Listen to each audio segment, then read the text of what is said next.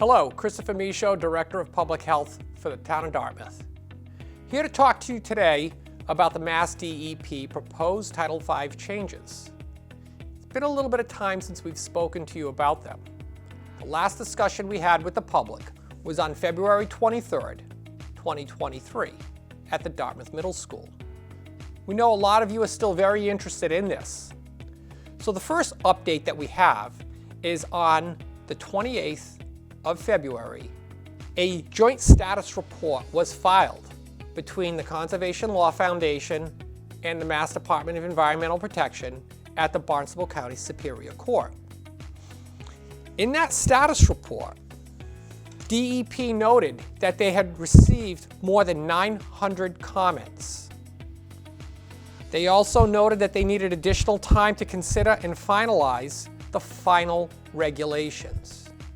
So do not look at this joint status report as the regulations are going away and that this is all done.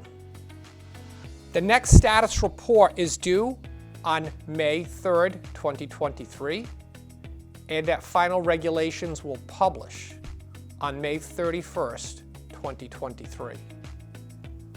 Additionally, we learned that Senator Montigny has been having some discussions. And in Dartmouth Weekly, he was quoted that he is optimistic that Governor Healy will protect the South Coast homeowners from the state's Department of Environmental Protection's proposed changes to its septic regulations. He is also quoted in the Dartmouth Weekly that he commends the governor for her thoughtful attention to this matter. She really understands the issue and what it means to our hardworking families. He was also quoted as saying that he believes that the end result will protect our communities from burdensome new requirements that likely would not have solved the nitrogen issue in our region. Our watersheds here in Dartmouth are far more complicated than those watersheds on Cape Cod.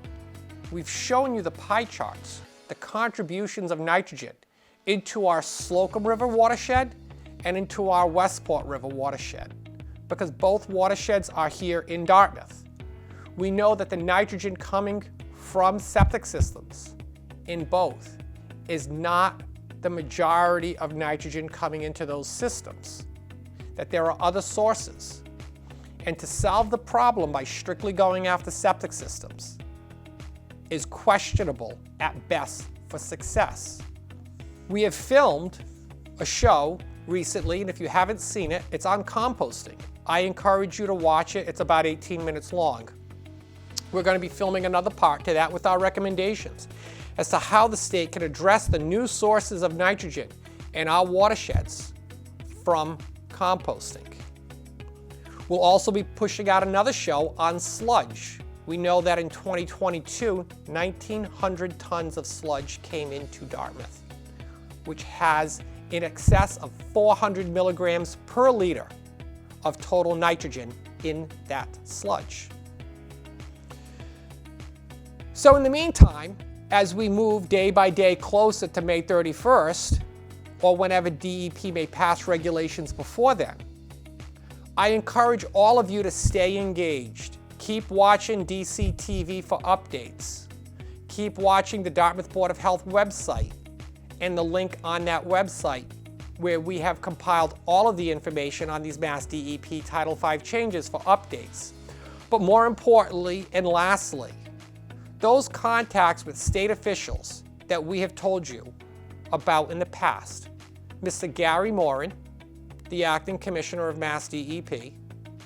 More importantly, Rebecca Tepper from the Executive Office of Energy and Environmental Affairs, who oversees MassDEP and is an appointee of our governor.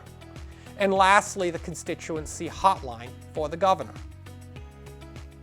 It's important to speak from the heart and how you feel. It's important to let them know that if you believe some of the stuff that we've been saying about how there are other sources of nitrogen, that those need to be addressed as well, and swiftly. And if you have any questions, always feel free to reach out to the Dartmouth Board of Health. Be happy to talk to you Monday through Friday, 8:30 to 4:30. Thank you.